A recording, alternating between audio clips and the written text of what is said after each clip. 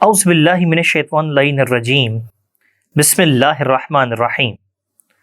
السلام علیکم ناظرین، پروگرام سیرت اہل بیت لے کر آپ کا میزبان عقیل عباس آپ کی خدمت میں حاضر ہے۔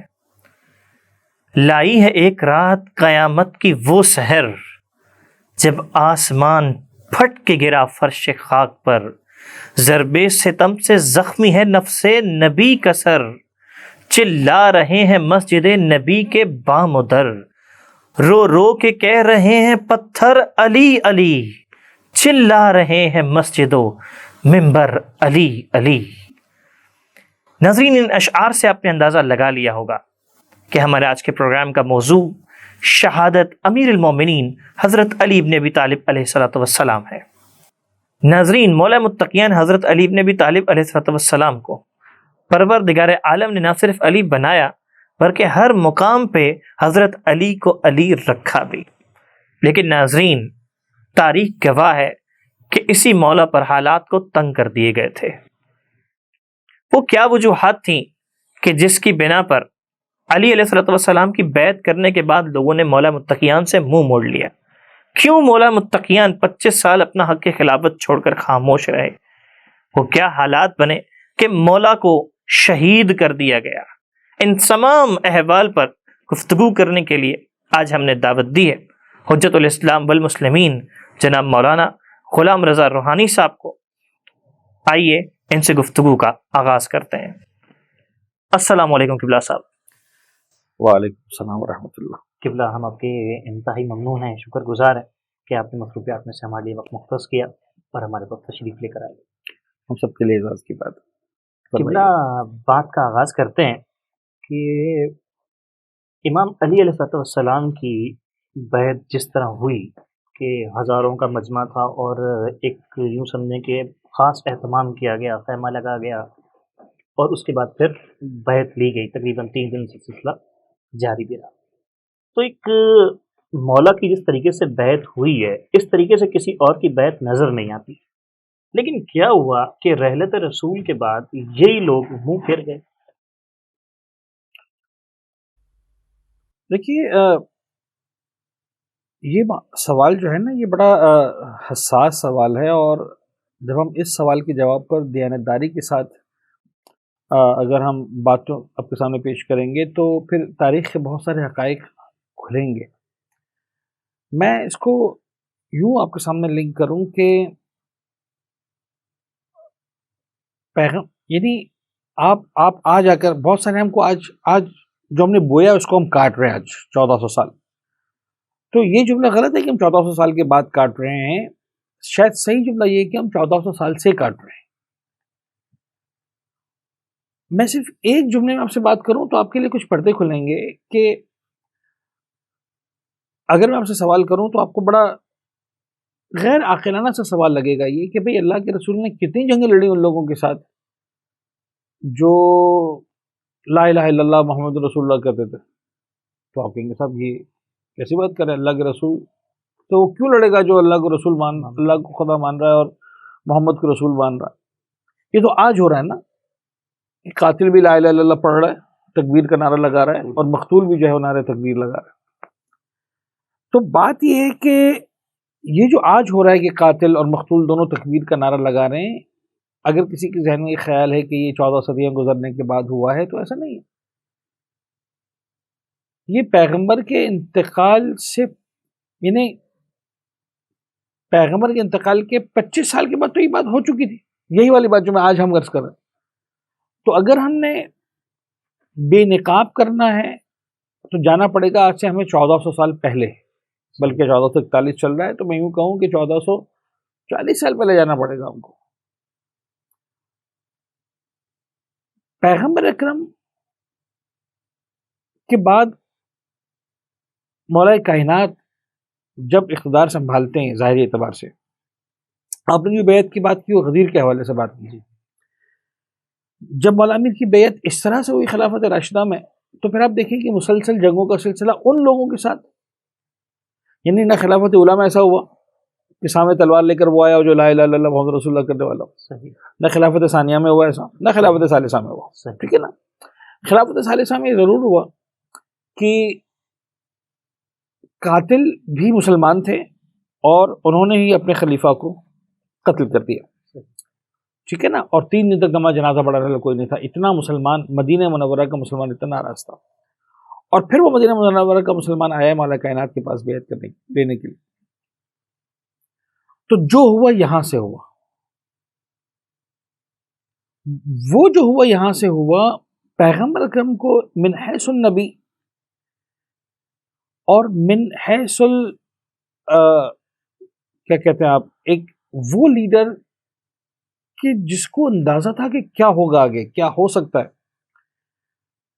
تو پیغمبر اکرم نے اسی دن، یعنی جب اس دنیا سے رخصت ہونے والے تھے، ان آخری ایام میں، صحیح مسلم نے اس کو لکھا ہے، صحیح بخاری نے اس روایت کو لکھا ہے بہت کلیئرلی، کہ اللہ، حدیث قرطاس کے نام سے یہ مشہور حدیث، کہ پیغمبر اکرم نے فرمایا کہ مجھے تم کاغذ اور، بیماری کے عالم میں کاغذ اور قلم لا کر دو تاکہ میں تمہارے لیے ایک ایسی تحریر لکھ کر جاؤں کہ پھر تم کبھی ابداً لن تضلوا ابداً، کبھی بھی تم گمراہ نہیں ہوگی اس تحریر کی بنیاد پر، میں تمہیں ایک ڈاکیومنٹ لکھ کر جاؤں.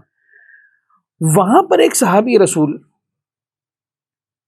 ایٹ دا اسپاٹ کامنٹ کرتا ہے، وہ صحابی، کہ اللہ کے رسول کو جو ہے وہ درد زیادہ ہو رہا ہے، یعنی مراد ہے کہ بیمار ہو گئے.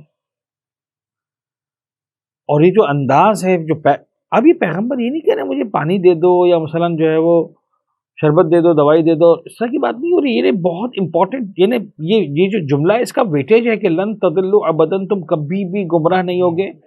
اور کون کہہ رہا ہے؟ اللہ کا رسول کہہ رہا ہے. یہ وہ رسول نہیں کہہ رہا ہے کہ جس نے ابھی بھی نبوت کا اعلان کیا ہے اور جناب 23 سال پہلے کی بات ہے اور کوئی مطلب محلے والے ماننے کو تیار نہیں ہے، کوئی بظاہر ظاہری اعتبار سے کوئی حیثیت نہیں ہے. یہ وہ رسول کہہ رہا ہے جو خیبر، خندق، احد، بدر و حنین سب کچھ ہو چکا ہے، فتح مکہ ہو چکا ہے، حکومت اسٹیبلش ہو چکی ہے، لوگ مان چکے ہیں، معراج سب کچھ ہو چکا ہے، یعنی اسٹیبلش ہے لیول. یہ کہہ رہا ہے کہ بابا یہ بیمار ہے، ان کو گویا ان کا بیماری جو ہے وہ ان کے ذہن پر اس لیول کا جملہ ہی ہوتا. یہ ہے کہ رسول کے سامنے 2 ٹیمیں بن جاتی ہیں. ایک ٹیم کہتی ہے کہ پھر اس نے کہا حسبنا کتاب اللہ، کتاب خدا ہے نا ہمیں گمراہی سے بچانے کے لیے، ختم ہوگی بات، ضرورت ہی نہیں ہے. دوسرا گروہ کہتا ہے یار اللہ کے رسول کہہ رہے ہیں، اب ان کی بات نہیں مانو گے آپ، ان کے بات کے اوپر، یعنی کسی بھی انسان کی بات اس کے اوپر کیسی جا سکتی ہے. شور شرابہ ہوا، جھگڑا بڑھا، ایک گروہ دینا چاہتا ہے، ایک گروہ نہیں دینا چاہتا، اتنا شور شرابہ ہوا، پیغمبر کو کہنا پڑا قومو. قومو کا ترجمہ اگر میں بہت ہی دیانتداری کے ساتھ کروں، جو اس دور کا عرب سمجھتا تھا لفظ قومو سے، تو میں کہوں گا کہ مجھے نہیں پتا ابھی ادب کے اعتبار سے کیا اس کو کہا جائے گا، لیکن سمجھانا ضروری ہے کہ نخل کفر کفر نباشر. پیغمبر کے قومو کا آج کی زبان میں ترجمہ ہے دفع ہو جاؤ، گیٹ لاسٹ، نکل جاؤ یہاں سے. یعنی پیغمبر جیسے شفیق، خلیق، با ادب انسان کے لیے یہ گویا غصے کے اظہار کی آخری حد ہے. صحیح، یعنی پیغمبر جیسا شفیق انسان اس کے علاوہ اور کیا کہے گا؟ قومو، گیٹ لاسٹ، نکل جاؤ یہاں سے، نکل گئے. تو اس سے سمجھ میں آ رہا ہے کہ اللہ کے رسول کیا چاہ رہے تھے اور یہ جو اصحاب تھے یہ کیا چاہ رہے تھے. تو آپ کے سوال کو میں ٹیکنیکلی اصلاح کروں گا تھوڑی، کہ رحلت رسول کے بعد یہ لوگ جو ہے وہ بدل نہیں گئے، کھل گئے. اس وقت ان کو کھلنے کا موقع نہیں ملا تھا، بعد میں کھل گئے. صحیح. قبلہ عوام الناس کے ذہن میں بار بار یہ سوال آتا ہے، اور اعتراض کرنے والے جو ہیں وہ اعتراض بھی کرتے ہیں کہ اگر خلافت مولا متقیان کا حق تھا تو مولا نے اپنا وہ حق کیوں نہیں مانگا اور کیوں مولا خاموش رہے؟ دیکھیے مولا امیر علیہ السلام، یعنی آپ اس بات کو سمجھیں کہ مولا امیر کا رشتہ جو دین سے ہے، پیغمبر اکرم کا رشتہ جو دین سے ہے، وہ ایک الگ ہی رشتہ ہے. یعنی مولا امیر کا گھرانہ، ان کے بابا مولا حضرت ابو طالب سے لے کر سرکار سید الشہداء کو اب لے لیں، کربلا کے واقعات دیکھ لیں، اس گھرانے کا ہر فرد، اس گھرانے کی ہر اکائی، اس کی زندگی کا ایک ہی مقصد ہے، دین، یہ بچ جائے. صحیح. میں اس کو شاید سمبولیکلی آپ کو سمجھا سکوں آسان الفاظ میں. ایک قصہ مشہور ہے مولا امیر کے حوالے سے، اور ان کے فیصلوں میں یہ بڑا لکھا جاتا ہے کہ ایک بچہ تھا، اس پر دو خواتین نے جو ہے آپس میں تنازع کھڑا کر دیا. ایک عورت کہہ رہی تھی کہ بچہ میرا ہے، دوسری کہہ رہی تھی کہ بچہ میرا ہے. مولا کائنات جیسا انسان، ظاہر سی بات ہے اگر ہمارے سامنے بھی ایسا کوئی کیس آیا، دو خواتین بیٹھی اور ایک بچہ اور وہ کہہ میرا ہے، تو یہ تو شاید پھر بھی، اب میں کوئی لاجیکل بات کر رہا ہوں، یہ تو پھر بھی چانس ہے کہ ان میں سے کوئی ایسا کی مانا ہو. صحیح. یہ تو ہو سکتا ہے کہ اصل میں کوئی اور ہی ہو، لیکن یہ نہیں ہو سکتا کہ دونوں کی دونوں سگی مائیں ہوں. یہ تو طے ہے. اب مولا کائنات ظاہر سی بات ہے ہم جیسا انسان بھی ہوگا تو سمجھائے گا کہ بھئی تم میں سے ایک وہ ہے جو ماں نہیں ہے، تو تم بہت بڑا ظلم کر رہی ہو کہ ایک سگی ماں سے اس کے اولاد کو چھین رہی ہو. مطلب کتنا بڑا ظلم ہے جو ایک عورت کر رہی ہے، دونوں میں سے کوئی ایک تو کر رہی ہے والا ظلم کم از کم. اور ہمارے بیان میں تاثیر ہو نہ ہو، مولا کائنات کے بیان میں تو کتنی تاثیر ہوگی، کس طرح سے سمجھایا ہوگا. وہ تو اس حقائق کی بات کر سکتے ہیں، اس صحیح عذاب، ہم تو کہہ سکتے ہیں بہت عذاب ملے گا، ہم اس کے علاوہ ہمیں کیا پتا کیا ملنے والا عذاب. لیکن مولا کائنات تو ایگزیکٹ سمجھایا ہوگا کہ دیکھو یہ عذاب ہے، یہ ہے، یہ ہے. ان کو تو حقائق قائل. لیکن وہ دونوں خواتین آخر تک ڈٹی نہیں کہ نہیں. آخر میں مولا کائنات نے جو ہے وہ بلایا کمبر تلوار لے کر آؤ، وہ دیکھ رہے کیا ہو رہا ہے. کبھی میں آخری مرتبہ کہہ رہا ہوں، بتا رہی ہو کہ کس کا ہے بچہ، ورنہ ٹھیک ہے میں پھر آدھا دے دیتا ہوں، تم دونوں کو دو ٹکڑے کر دیتے. پہلے سے مجھے مذاق ہو رہا ہے، بعد والا کہ نہیں ٹھیک ہے کمبر. اب کمبر نے تلوار اٹھائی، اور اچھا کمبر پلا ہوا ہے علی کے مکتب کا، تو اس کو پتہ کرنا کیا ہے، لیکن اسے تلوار اٹھائی ایک سیکنڈ میں کاٹ دے گا، ختم. دو جیسے ہی اس لیول میں بات آئی، ایک عورت اس وقت جناب علی وہ چلا اٹھی اور اس نے کہا کہ یا علی میں جھوٹ بول رہی تھی، بچہ میرا نہیں ہے، یہ اس عورت کا ہے، میں ظلم کر رہی تھی اس وقت. کمبر گورو کا بالا کائنات نے کہا کہ اے عورت یہ بچہ تیرا ہے. کہ نہیں میں تو آپ سے بتا دیا، میں تو اقرار کر لیا کہ میرا نہیں ہے، آپ اس کو دے دے. کہ نہیں یہ بچہ تیرا ہی ہے، تو اب جھوٹ بول رہی ہے، اب تک تو سچ بول رہی تھی. تو اسے کہا یا علی آپ کو کیسے اندازہ ہوا اس بات کا؟ کہ سیدھی سیدھی بات ہے کہ جو سگی ماں ہے وہ بچے کو کٹتا ہوا نہیں دیکھ سکتی. دوسری کو کیا فرق پڑتا ہے کہ یہ تلوار گردن پہ لگتی ہے، سینے پہ لگتی ہے، پیٹ پہ لگتی ہے، ٹانگوں پہ لگتی ہے، اس کی اولاد ہی نہیں ہے. تو جو درد تو محسوس کر سکتی، آپ اس لیول کے فرق کو سمجھیں گے تو سمجھ میں آئے گا کہ مولا کائنات کیوں خاموش بیٹھے ہیں. برابر نہیں ہے کہ ایک خلافت کی کرسی پہ بیٹھا ہوا ہے اور ایک کہا کہ نہیں بیٹھا، دونوں برابر تو ہیں. یہ لڑ لیتے، تھوڑا گھوسوں سے مار دیتے، تلوار تو آتی، ذوالفقار تو تھی.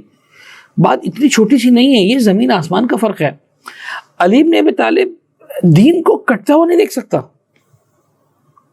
صحیح. اور جو حقدار نہیں ہے اس کو کیا فرق پڑتا ہے کہ سر کٹ رہا ہے، کہ آنکھ پھوٹ رہی ہے، کہ پیٹ کٹ رہا ہے، مطلب کوئی فرق ہی نہیں پڑتا ان کو. ابو العدانی میں کیا، جان بوجھ کر کیا، اس پر ہم نہیں کرتے بات، لیکن انہیں فرق نہیں پڑتا تھا، کسی اعتبار سے فرق نہیں پڑتا تھا. جب فرق نہیں پڑتا تھا تو آپ دیکھیے بلنڈرز ہوئے. اس وقت ان چیزوں کا وقت نہیں ہے کہ کبھی ہوگی بات، کبھی تو کریں گے کہ ہسٹری میں ایسے کتنے واقعات ہیں کہ جہاں اسلامی بنیادی قوانین کے اعتبار سے بلنڈرز ہوئے ہیں. مالک ابن نویرہ کا واقعہ خالد ولید کے ساتھ جو ہے وہ ایک الگ ہی داستان ہے تاریخ اسلام کی. مصائب ہے، صحیح، درد ہے، کوئی پوچھنے والا نہیں ہے. جناب زہرا کے گھر پر جو ہے وہ ظالموں کا آنا، دھوئیں کا بلند ہونا، آگ کے شعلوں تک کی بات، شہزادی کورین کا زخمی ہونا، 75-95 دن کے اندر اس دنیا سے رخصت ہو جانا، یہ سارے وہ واقعات ہیں، یہ سارے وہ شواہد ہیں جو بتا رہے ہیں کہ کوئی فرق نہیں پڑتا تھا، کوئی فرق نہیں پڑتا تھا. اور مولا کائنات جو ہے وہ یہ دیکھ رہے تھے کہ اس وقت اگر میں تلوار اٹھاتا ہوں تو یوں سمجھ لیجئے کہ خلافت اہم ہے یا دین اہم ہے. مولا کائنات کا یہ فیصلہ ہے کہ اس وقت دین زیادہ اہم ہے، خلافت ہے تو ہے، نہیں ہے تو نہیں ہے، فرق نہیں پڑتا. صحیح. کیونکہ خلافت یا سیٹ یا منصب یہ ائمہ تحریر کا کبھی بھی مقصد نہیں رہا. کبھی بھی الٹیمیٹ گول نہیں رہا. ہم نے جو بھی ایفرٹس نظر آتی ہیں، یعنی نعوذ باللہ پھر ہم کو یہ ماننا پڑے گا کہ پھر ائمہ تحرین کو ایفرٹس کرنا آتی نہیں تھی. ورنہ آپ کیا سمجھتے ہیں کہ ائمہ تحرین جو ہر مقام میں مرحلے کمال پر ہے، جو دنیاوی سیاست جس کو ہم سیاست کہتے ہیں، کہ جس کے بعد جوڑ توڑ ادھر ادھر کے بعد فائنلی آپ اقتدار پہ قبضہ کر لیتے ہیں، حاصل کر لیتے ہیں، سیٹ آپ کے ہاتھ میں آ جاتی ہے، تو سارے معاملات ہوتے. کیونکہ ائمہ تحرین یہ نہیں کر سکتے تھے، ان کو نہیں پتا تھا.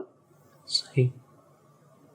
شاید دہلی بلاغہ میں ہے یہ اس طرح کا جملہ کہ مولا مل عقل، امام نے فرمایا ما عبد بہ الرحمن و مقتصب بہ الجنان، فرمایا عقل وہ ہوتی ہے کہ جس سے عبد کی رحمان کی بندگی ہوتی ہے، جنتوں کا حصول ہوتا ہے. تو اب اگلا بھی جو ہے وہ پتہ نہیں، اس نے ایک سوال کر دیا اپنے اعتبار سے، کہا یا علی پھر معاویہ کے پاس کیا ہے، امیر شام کے پاس کیا ہے؟ امام نے فرمایا وہ عقل نہیں ہے، وہ شاطرانہ پن ہے. اور اگر اس کی اجازت ہوتی تو تم کو علی سے بہتر انسان نظر نہ آتا کوئی. مسئلہ کہ علی نہیں کر سکتا وہ کام. تو امیر المومنین کا مقصد سیٹ کا حصول نہیں تھا، امیر المومنین کا مقصد دین کو بچانا تھا. اور آج جو ہم ڈسکس کر رہے ہیں، یعنی 14 صدیاں گزرنے کے بعد بھی، کہ کہیں نہ کہیں دین کے نام لیوا زندہ ہیں اور اصل دین اہل بیت کو جو ہے وہ بتا سکتے ہیں، ڈسکس کر سکتے ہیں، تو وہاں سے ان قربانیوں کا آغاز ہوا ہے. تو مولا کائنات کی وہ خاموشی ایکچولی دین کو بچانے کے لیے، اگر ایک لائن کے اندر میں آپ کو آنسر کروں. صحیح. قبلہ جیسے بھی اس خلافت کی بات کی آپ نے، 25 سال مولا جو ہے وہ بالکل خاموش تھے، مولا نظر انداز کر دیا اس خلافت کو. لیکن پھر کیا ہوا کہ یہی خلافت تھی اور مولا نے اسے قبول کر لیا. دیکھیے میں نے آپ کو ابھی بھی والی بات کہی نا کہ مولا کا مطمع نظر یا ان کا مقصد خلافت کا حصول نہیں ہے، حکومت کا حصول نہیں ہے، ان کا مقصد ہے دین.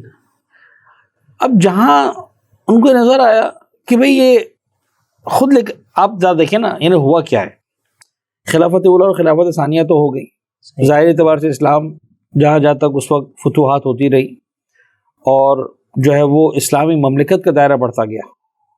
صحیح. ایٹ لیسٹ اب میں یہ نہیں کہوں گا کہ مسلمانوں کا دائرہ بڑھتا گیا، لیکن یعنی اسی بنیاد پر جو مستشرقین ہیں، جو یورپین اسکالرز ہیں، جو انگلش اسکالرز ہیں، انہوں نے یہ الزام لگایا ہے. اور ٹو این ایکسٹینٹ وہ الزام اگر ہم پہلے دوسری خلافت کو دیکھیں تو وہ اتنا غلط بھی نہیں لگتا کہ اسلام تلوار کے زور پر پھیلا.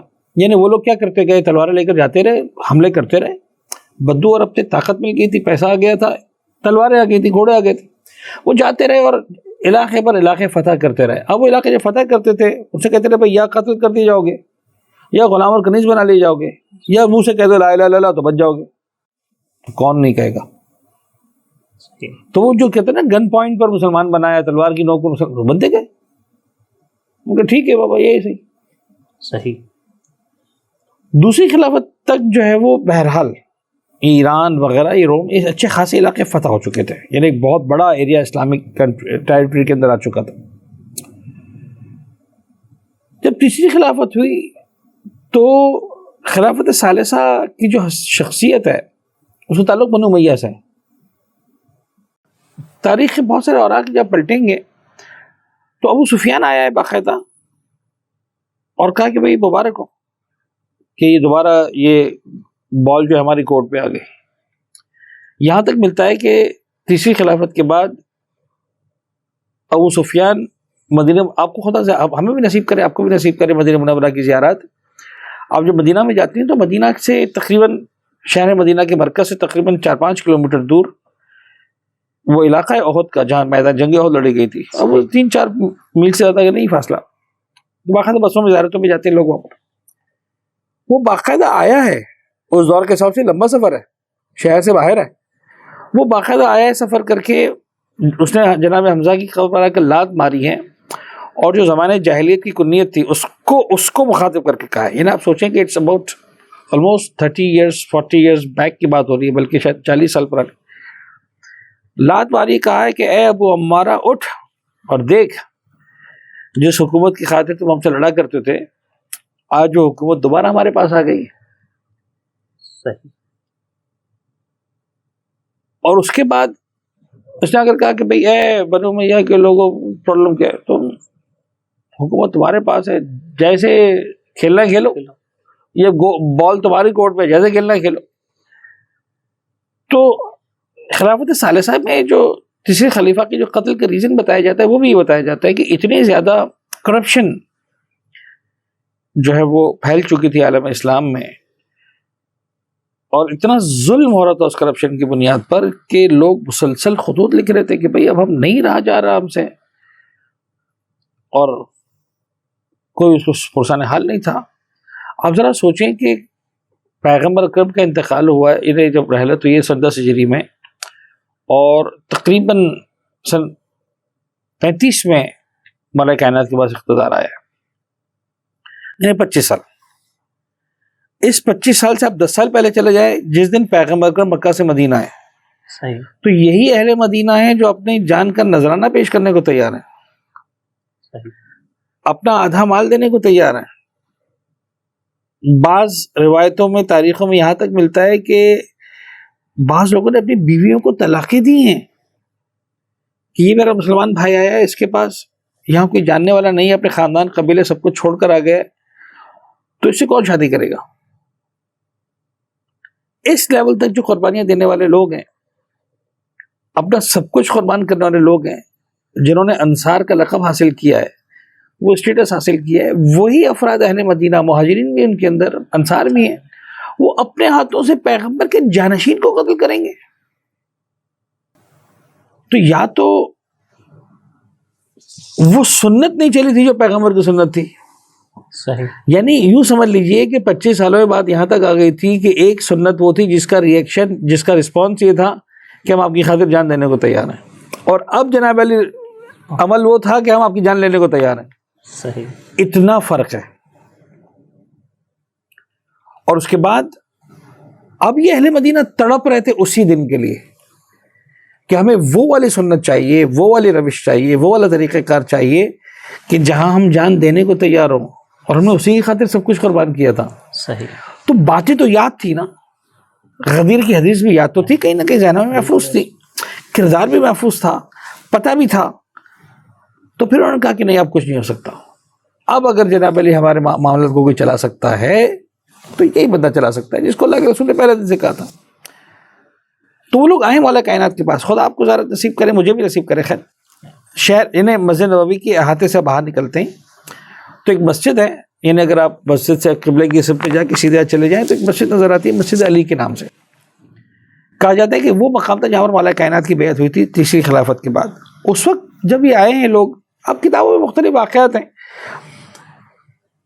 جو حافظہ اسی بنیاد پر آپ سے بات کر رہا ہوں کہ جب وہ لوگ آئے مولا کائنات کے پاس بیعت کرنے کے لیے، تو اس وقت مولا کائنات اپنی جوتی سی رہے تھے. صحیح. وہ پھٹ گئی تھی کہیں سے. شہادت کے ایام میں تو میں لطیفہ نہیں سنا سکتا ہے، لیکن بہرحال وہ سی رہے تھے، اور اتنے پیون تھے کہ اب سینے کی جگہ بھی نہیں تھی، پھر بھی سی رہے تھے. اور صاحب نے کہا ایسا ویسا حکومت آپ سنبھالیں، یہ اور آپ خلافت سنبھالیں. اچھا، وہ ایگریسو ہے. آپ دیکھیں وہ مجمع، انہیں سیاستوں کے اس مزاج کو آپ سمجھیں کہ جو جلوس نکلتا ہے اور جب لاشیں گرتی ہیں اور خون گرتا ہے تو اس کے بعد مجمع کو سنبھالنا آسان نہیں ہوتا ہے. کام بفر جاتی ہے. یہ بپرا ہوا مجمع ہے جو تیسرے خلیفہ کو قتل کر کے لاش کو چھوڑ کے دفنائے بغیر آگے والا کائنات کے پاس کہ now you take the lead. ابھی you take the lead مطلب ایسا نہیں ہے کہ کوئی پیار سے بات ہو رہی ہے. رے مولا کائنات جوتی سی رہے. امام نے فرمایا اچھا چھوڑو خلافت کی، بتاؤ جوتی کی کیا قیمت ہے؟ لگے یا اس کی قیمت اس کو کوئی فری میں بھی نہیں لگا. اس پر اتنے پیون لگے ہوئے ہیں کہ اس پر اب پیون مزید لگانے کی جگہ نہیں ہے. امام نے فرمایا تمہاری حکومت کی حیثیت اس جوتی جتنی بھی نہیں. ہاں، سوائے اس کے کہ میں حلال خدا کو حلال کروں، حرام خدا کو حرام کروں، دین کو زندہ کروں، ٹھیک ہے یہ، اور میں اسی بنیاد پر آؤں گا. کہا کہ ٹھیک ہے یار، آپ آئیے، تشریف لائیے. اور یہ بڑا زبردست واقعہ ہے. بس میں ختم کروں آپ کے سوال کو اس چھوٹے سے واقعے کے ساتھ کہ جب مولا کائنات وہاں سے چلیں تو پھر اب مولا کائنات کو لے کر آ رہے ہیں مدینہ منورہ. مولا مدینہ میں داخل ہوئے، شہر میں داخل ہوئے، کیونکہ یہ اس دور کے چھوٹا سا مدینہ تھا جو باؤنڈری تھی، وال تھی، اس کے باہر کہتے کسی یہودی کا باغ تھا، وہاں پر کام کرتے تھے، وہاں پر امام نے چھوٹی سی جگہ بنائی ہوئی تھی اپنی. इमाम आए, तशरीफ़ लाए मस्जिद नबवी के अंदर। अब ये उलमा ने पढ़ा है, मैंने एग्जैक्ट जो मुझे याद है मैं आपको बताना। तशरीफ़ लाए मिंबर, अच्छा पैगम्बर के लिए, पैगम्बर के आखिरी सालों में फ़तेह खैबर के बाद एक मिंबर बना दिया गया था लकड़ी का, और वो छोटे मिंबर नहीं थे क्योंकि इस ज़माने माइक नहीं था, तो ऊपर था काफ़ी, तो आवाज़ सब तक जाती। पैगम्बर ऊँची सीढ़ी पे बैठते थे। सिलसिला ये हुआ था, एक अजीब सा, जो बज़ाहिर कोई हदीस आयत रिवायत नहीं है, लेकिन एक सिलसिला बन गया था। वो ये कि जब पैगम्बर के बाद पहली खिलाफत का दौर आया तो खलीफा उला ने कहा कि मैं उस जगह पर नहीं बैठूंगा जहाँ पैगम्बर बैठते थे, वो एक स्टेप नीचे बैठे कि मैं वहाँ बैठूंगा जहाँ पर पैगम्बर के पाए मुबारक होते थे। तो अच्छी बात है, एहतराम का तरीक़ा था। खिलाफत सानिया में दूसरे खलीफा ने पहले खलीफा को यही इज़्ज़त दी, वो एक सीट और नीचे आ गए। अब हो गया तो तीसरे खलीफा को भी इज़्ज़त देनी पड़ी, रिवायत कायम हो गई, जैसे वो रिवायत काम हो गई, वो एक सीट और नीचे आ गए। अब जब मौला कायनात आए तो अब वो पैगम्बर की सीट एक, खिलाफत उला सानिया सालिसा 4 सीटें हो चुकी हैं फिल। अब 5वीं बैठते हैं तो मिंबर का फ़ायदा बाकी नहीं रहता, वो इतना नीचे आ चुके। अच्छा, तीसरे खलीफा की चूँकि इज़्ज़त उस एतबार से थी नहीं कि इसने कत्ल किया था, तो मतलब उनकी क्या रिस्पेक्ट है उस कम अज़ कम उस दिन के एतबार से।